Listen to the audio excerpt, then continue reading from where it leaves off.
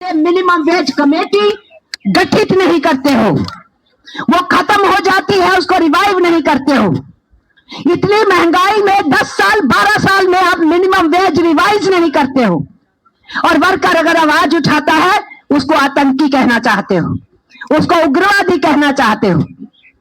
कमाल है, 56 इंच के सीने वाले प्रधानमंत्री के देश में एक मुनीर जो वहां से आकर के और वहां से तार जोड़ के पाकिस्तान से यहां वर्कर्स के आंदोलन कराएगा। किसको उल्लू बना रहे हैं आप? किसको आप मूर्ख बनाना चाहते हैं? आप टेररिस्टों से लिंक की बात करते हैं, और जब मानेसर में गुड़गांव में चल रहा था, जहां पर यूनियंस की लड़ाई के चलते 10 साल के बाद वहां मिनिमम वेज कमेटी गठित की गई। उस मिनिमम वेज कमेटी में ट्राइपार्टाइट कुछ फैसला हुआ, गवर्नमेंट उसको लागू नहीं कर रही थी। मजदूर तक मैसेज पहुंच गया कि हमारे बारे में फैसला हुआ है, इसलिए वो सड़कों पे आ गए कि इसको लागू करो। गवर्नमेंट ने नोटिफाई किया 23,000 समथिंग को घटा के 17,000 पे। मजदूरों ने कहा यही देना शुरू करो, वो नहीं कर रहे थे, इसलिए वहां हंगामा हुआ और पुलिस लाठीचार्ज को किया गया, जिसकी आवश्यकता नहीं थी, और बहुत सारे लोगों को गिरफ्तार किया। जब अभी वहां आंदोलन जारी था, मैसेज यहां पहुंचा, मैसेज पहुंचा नोएडा एरिया में। वर्कर्स ने देखा कि उधर चल रहा है, वहां कोई नोटिफिकेशन हुआ है, गवर्नमेंट को कहना पड़ा है, तो वो यूपी में भी शुरू हुए। यूपी में भी 2012 से कोई मिनिमम वेज, न्यूनतम वेतन रिवाइव नहीं हुआ, कोई मिनिमम वेज कमेटी गठित नहीं है। आदित्य योगीनाथ की सरकार खामोश बैठी रही। जब जब यूनियंस ने सवाल उठाया मजदूरों की मांगों के ऊपर, सरकार बोली नहीं, चुप रही। और अब जब नोएडा के अंदर मजदूर सड़कों के ऊपर आ गया, तो आप ढूंढने लगे कि इनको किसने भड़काया है। अभी नोएडा चल रहा था तो नीमराना में और भिवाड़ी में वर्कर सड़क के ऊपर आ गया, राजस्थान की चपेट में हुआ। और पिछले एक हफ्ते से क्या है, मिस्टर नरेंद्र मोदी के राज के अंदर, राज कहूंगी, वहां उन्होंने मुख्यमंत्री के तौर पे राज किया। आज भी उन्हीं की बीजेपी की सरकार है, वहां सारे रेलवे स्टेशन भरे पड़े हैं, वर्कर वहां से पलायन कर रहा है, और प्लेटफॉर्मों में जगह नहीं, ट्रेनों में जगह नहीं। ये हम कहना चाहते हैं, ये अचानक केवल नोएडा की घटना नहीं है, पूरे देश के अंदर मजदूर परेशान है। और लेबर कोड्स जो लाए जा रहे हैं, ये लेबर कोड्स के लागू होने में जो नजारा होगा, उसको आज आपने उसका ट्रेलर देखा है। अभी हम कब से बोल रहे हैं, इस देश के अंदर 67 करोड़ के करीब लेबर फोर्स है, जिसमें से 6-7 करोड़ तो वो है जिनको रोजगार नहीं है, रोजगार की उम्र में है। बाकी जो 60 करोड़ है, उसमें से मुश्किल से 7-8 करोड़ है जो श्रम कानूनों से कवर हो रहा है। बाकी मजदूर श्रम कानूनों से भी कवर नहीं हो रहा, जो आज के मौजूदा कानून है, और जो मौजूदा कानून है वो लागू नहीं किए जा रहे हैं। यूनियंस बनने नहीं देते, काम ज्यादा घंटे लेते हैं, वेतन बढ़ाते नहीं है, सुरक्षा देते नहीं है, आए दिन एक्सीडेंट होते हैं और मजदूर मरते हैं। तो ये जो 4 लेबर कोड ये सरकार लेके आई, जब ट्रेड यूनियंस कह रही थी जो कवर नहीं है उनको कवर करो, जो लागू नहीं हो रहा उसको लागू करो, तो सरकार नया तरीका ले आई कि जो श्रम कानूनों का हनन हो रहा है, उस हनन को रेगुलर कर दो, उसको कानूनी बना दो, और ये लेबर कोड जो कानूनों का हनन हो रहा था, वही कानून हनन नहीं, वो कानून बन जाए। जितनी वायलेशंस है उनको रेगुलराइज कर दो। 4 लेबर कोड लाए, किसी किस्म की त्रिपक्षीय वार्ता नहीं, इंडियन लेबर कॉन्फ्रेंस नहीं, और उन कानूनों को थोपने के लिए लगातार प्रयास किया गया। हमने इस 6 साल के पीरियड में सेंट्रल ट्रेड यूनियंस के आह्वान के ऊपर 6 हड़तालें की है इस देश के अंदर, कि ये लेबर कोड नहीं होने चाहिए। ये लेबर कोड वही स्थिति सब जगह पैदा करेंगे जिस स्थिति के चलते हुए ये वर्कर्स आज सड़कों पे आया था। आप हैं, मैं हूं, कोई और है, जब किसी को दुखी देखेगा, उसका शोषण होते देखेगा, तो कहेगा ना कि भाई ये कानून है, तुम अपने हक के लिए लड़ो, अपनी आवाज उठाओ। तो कानून में है हक के लिए लड़ो, आवाज। क्या ये प्रोवोकेशन है? क्या ये कहना चाहिए उग्रवाद है? क्या इसको आतंकवाद कहेंगे कि आप किसी को उसके कानूनी हक की जानकारी नहीं दो, आपको अधिकार नहीं है? और वहां पर बहुत सारे लोगों को यही कह करके इन्होंने भड़काया, इन्होंने वो हालात पैदा किया, इन्होंने अफरा तफरी फैलाई, इन्होंने आगजनी का माहौल बनाया। बहुत से ऐसे लोगों को जो मजदूर के साथ हमदर्दी रखते हैं या आवाज उठाए हैं या मजदूरों को सचेत किए हैं, उनको भी पकड़ पकड़ के धर पकड़ के अंदर किया गया है। इसलिए हम ये समझते हैं, ये केवल छोटी सी बात नहीं है कि नोएडा में एक घटना हो गई, कुछ लोगों को गिरफ्तार किया। ये घटना असल में हिंदुस्तान के अंदर दो ताकतें हैं जो उत्पादक ताकतें कहलाती हैं। एक है मजदूर, एक है किसान। किसान पूरे कृषि क्षेत्र को संभालने वाला और मजदूर एक्सकेवेशन करने वाला, खनिज निकालने वाला, मैन्युफैक्चरिंग करने वाला, सेवाएं देने वाला, इंफ्रास्ट्रक्चर खड़ा करने वाला। कौन सा काम है समाज का जो मजदूर के बिना होता है? तो एक दो ही पैदावार शक्तियां इस देश की, जिसके बल के ऊपर देश में धन उत्पन्न होता है, और आप उन दोनों शक्तियों को कुचलने के लिए ये आरएसएस भाजपा की सरकार मैदान में उतरी हुई है। इसलिए किसानों को बांधने के लिए, उनकी जमीनों को कॉर्पोरेट घरानों को देने के लिए इन्होंने उनके किसान 3 कानून उनके ऊपर थोपने की कोशिश की।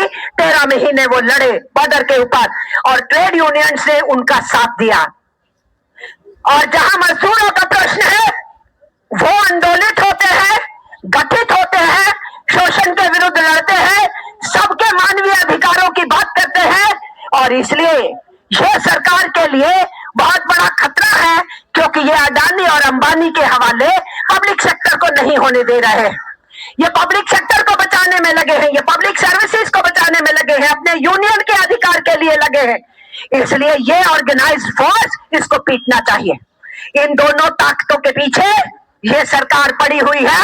और इसके अलावा समाज के और हिस्से जो भी आवाज उठाए, वो साहित्यकार है, वो नाटककार है, वो जर्नलिस्ट है, वो विद्यार्थी आंदोलन है, वो युवा आंदोलन है, कि वो महिला आंदोलन है, कि वो पर्यावरण का आंदोलन है, जो सरकार के खिलाफ आवाज उठाए, किंतु परंतु करे, उनसे सवाल करे, उन सबको जेल के अंदर स्थान बनाती है ये सरकार। इसलिए मोस्ट ऑर्गेनाइज्ड फोर्सेस जो हमारी मजदूर और किसान है, उनके ऊपर भयंकर हमला है। और 4 लेबर कोड क्या सोच के लाए गए? सरकार ने एक लेबर पॉलिसी का ड्राफ्ट पेश किया है। ड्राफ्ट लेबर पॉलिसी में मनुस्मृति, याज्ञवल्क्य स्मृति, नारद स्मृति, सुकृति नीति का मेंशन किया है। वो कह रहे हैं कि मजदूरी करना, मेहनत करना, सेवाएं देना तुम्हारी सेक्रेट ड्यूटी है, अधिकार नहीं है। हम कह रहे हैं लेबर राइट्स और ह्यूमन राइट्स।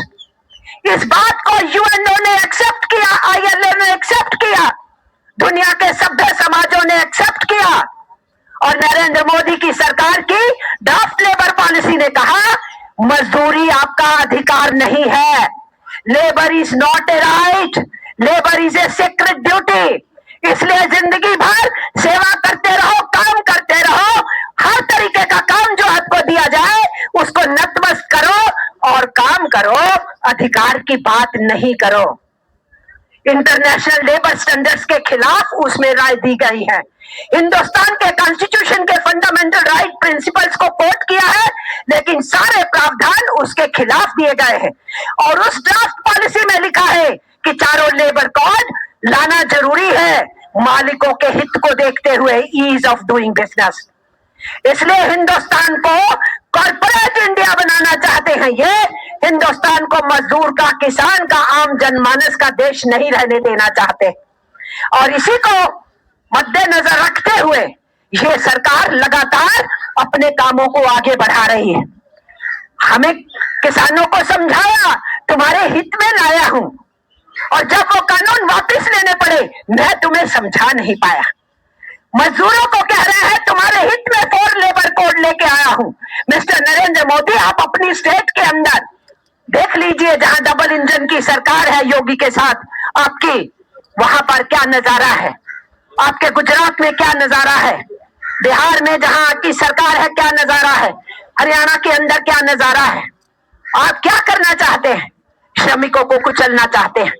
इसलिए जितनी असमानता है लगातार बढ़ रही है, और दुनिया के कॉर्पोरेट्स और हिंदुस्तान के कॉर्पोरेट्स के आगे नतमस्तक हो रही है ये सरकार।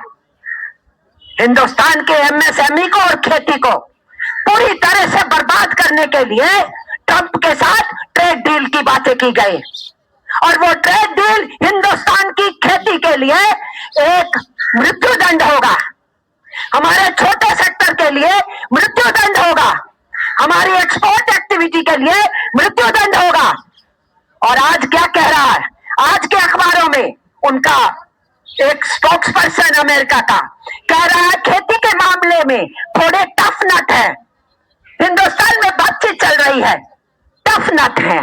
क्यों कह रहे हैं आप टफ नट? इसलिए नहीं कि नरेंद्र मोदी आपके आगे घुटने नहीं टेकना चाहते, टफ नट इसलिए कि देश के किसानों ने कह दिया है हम ये ट्रेड डील लागू नहीं होने देंगे। अपोजिशन आ रहा है पूरे मजदूर और किसान आंदोलन से, और उनकी मंत्री क्या बोलती थी, उनकी स्पोक्स पर्सन क्या बोलती थी, जो हमारा दूध के उत्पाद है, खेती के कुछ उत्पाद है, हिंदुस्तान उस पर 0 टैरिफ के लिए एग्री हो गया है।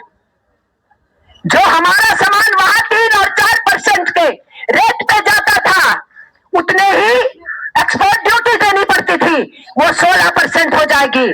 और हिंदुस्तान में 10%, 20%, 30% की इंपोर्ट ड्यूटी पे जो सामान आता था उस पे इंपोर्ट ड्यूटी 0 हो जाएगी।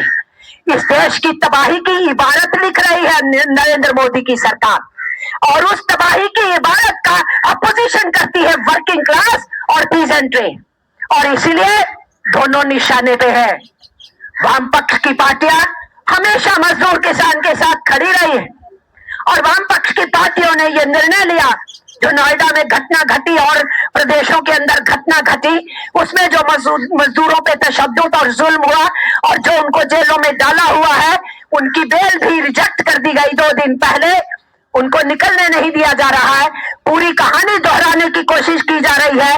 बहुत से ऐसे जो केस हुए जिनको उठा करके जेलों में बंद कर दिया निर्दोषों को, और साल, 2 साल, 4 साल, 10 साल उनकी जिंदगी के बर्बाद करके फिर कहा इन पे कोई केस नहीं बनता। तो ये सारे सिग्नल्स हैं कि बोलो मत हमारे खिलाफ, सड़क पे मत आओ, आंदोलन मत करो। हम कहना चाहते हैं मिस्टर मोदी की सरकार को, जनाब आपने अंग्रेजी भक्ति की, आपके पुरखों ने, आज आप अमेरिकी भक्ति करना चाहते हो। आप हिंदुस्तान की सॉवरेनिटी को, इसकी फ्रीडम को सब ताक पे रख रहे हो। हमारे देश के लोगों ने जो बनाया है दुनिया और देश के कॉर्पोरेट्स के हवाले करना चाहते हो। तो भाई हम तो वो है, हम उत्तराधिकारी हैं उनके, जिन्होंने अंग्रेजों के खिलाफ लड़ा, कुर्बानियों का रास्ता चुना, फांसियों के तख्ते चूमे, काला पानी की सजाएं सही।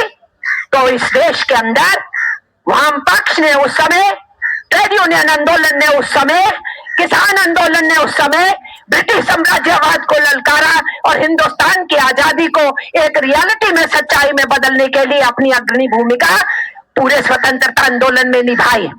और आज हिंदुस्तान की स्वतंत्रता को, उसकी संप्रभुता को खतरा है, तो हम मैदान में फिर से है, हम ऐसा होने नहीं देंगे। इसलिए मैं आप साथियों को स्पेशली कहने के लिए आई हूं कि हम लोग एक तो आज जिस बात के ऊपर हम मजबूत हैं, ये जो युद्ध चल रहे हैं उसके विरुद्ध हम आवाज उठाते रहे हैं, आज भी उठाए। जो जबरदस्ती अमेरिका और इजराइल की तरफ से ईरान के ऊपर हमला बोला गया, पूरी दुनिया के अर्थतंत्र को संकट में डाल दिया है इन्होंने, उसकी हम निंदा करते हैं। और हम ये समझते हैं कि ट्रंप पूरी दुनिया के जो ओलिगार्क्स हैं, दुनिया की कॉर्पोरेट्स हैं, उनके लिए बैटिंग कर रहे हैं। और हमारे देश की सरकार, उन्होंने हमें और चीन को, दोनों को, हिंदुस्तान और चीन को नर्क कह के पुकारा। ये गूंगी सरकार बोली नहीं। उनके तलवे चाटने वाली ये सरकार हर तरीके से हिंदुस्तान की बेअदबी करा रही है। युद्ध के 3 दिन पहले नेतन्याहू से मिलने चले जाते हैं प्राइम मिनिस्टर। क्या करने गए थे वहां पर आप? ये कहने के लिए कि जो मर्जी करना, फिलिस्तीनियों का कत्ल किया, अब आगे जो करना है, we are with you, we will be with you, we are with you today, we will be beyond also. Beyond also, हमेशा आप इजराइल जो मानवीय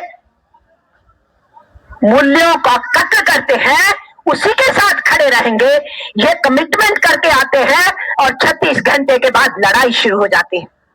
हिंदुस्तान की नाक कटवाने वाले, देश की साम्राज्यवाद विरोधी परंपरा को तीर तीर करने वाले, काट देने वाले, खत्म करने वाले, और देश के गुट निरपेक्ष आंदोलन की मजबूत जो पॉलिसी और नीति रही है विश्व शांति की, उसको बर्बाद करने वाले हुकूमत में बैठे हैं। आपके हिंदुस्तान के लिए ये खतरा बने हुए हैं। इसलिए हम अपने देश को इस दिशा में ना देख सकते हैं और ना ही रहने देंगे, उसके लिए संघर्ष करेंगे। मैं आपके बीच में आई ये कहने के लिए कि दुनिया में कुल धन दौलत की आधी दौलत पे केवल 5 कंपनियां मालिक हैं, और हमारे देश में हमारी कुल धन दौलत, हमारा मजदूर, किसान, आम जनमानस जो पैदा करता है, उसका ऑलमोस्ट 5% ऊपर की जो इनके अमीर घराने हैं, कॉर्पोरेट्स हैं, उनके पास 50% से ज्यादा उनके कंट्रोल में हमारे देश की धन दौलत है। और नीचे की 70-75 करोड़ आबादी, आधी से ज्यादा आबादी जो है, कुल धन दौलत का केवल 3% धन दौलत की मालिक है। इसलिए ये मजदूर आज अगर महंगाई से प्रताड़ित, वेज नहीं मिलने से प्रताड़ित, ज्यादा घंटे काम करने से प्रताड़ित, घर ना चला पाने से प्रताड़ित, अगर मैदान के अंदर उतरा है, तो देश के अंदर अंग्रेजों के खिलाफ भी मैदान में उतरे थे, लड़े थे, परवाह नहीं की थी, कितने दिन जेल में रख लोगे। इसलिए मैं भारतीय कम्युनिस्ट पार्टी की तरफ से और AITUC की तरफ से भी यहाँ आप सब आए लोगों का वेलकम करते हुए, स्वागत करते हुए, और ये कहते हुए कि बिल्कुल टाइमली आप लोगों ने ये कदम उठाया है, और पूरे देश के अंदर आहिस्ता आहिस्ता ये लड़ाई भी रुकेगी नहीं, और इस लड़ाई के समर्थन की भी प्रोग्राम और कार्यक्रम भी रुकेंगे नहीं। ये आवश्यक है, ये तो अब लंबी लड़ाई चलेगी। इसीलिए मैं आपसे कहूंगी कि नारा दें, लेबर कोड रद्द करो, लेबर कोड रद्द करो, यूनियन का अधिकार दो। यूनियन बनाना हमारा हक है इंडियन कॉन्स्टिट्यूशन में, उसी को इन्होंने छीना है, उसी की परिणति हो रही है जो सड़कों के ऊपर लड़ाई है। इसलिए वो सब लोग जो अभी भी जेल में है, जिनके परिजन बहुत परेशान है, दुखी है, कुछ कहना चाहते हैं, तो उन्हीं बातों को कहने के लिए ही ये कार्यक्रम किए जा रहे हैं, और हम उन सबके साथ खड़े हैं।